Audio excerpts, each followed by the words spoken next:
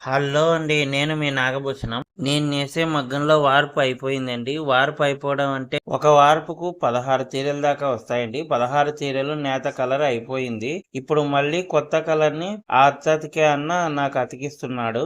మీరిప్పుడు చూస్తున్న ప్రాసెస్ వచ్చేసి అచ్చతకడానికి చేస్తున్నదండి. ఇలా ఒకటే విధంగా వరుస సఫాయిగా ఒకటే గిర్ర గీసినట్టుగా పడుగును మొత్తం కోసుకొని ఉంచుకుంటారు.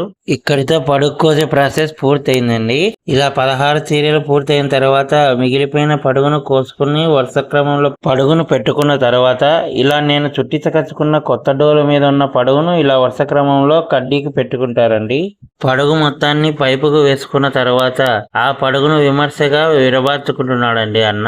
ఇలా పట్టు లేకుండా పురి లేకుండా పడుగును విరబార్చుకున్న తర్వాత అచ్చతకటం మొదలు పెట్టుకుంటాడు. ఈ పడుగును ఎలా అతికాడు అన్న విషయాన్ని నేను మీకు నెక్స్ట్ వీడియోలో చూపిస్తానండి. మా వీడియో నచ్చినట్లయితే లైక్ చేయండి, షేర్ చేయండి, కామెంట్ చేయండి. మా ఛానల్ని సబ్స్క్రైబ్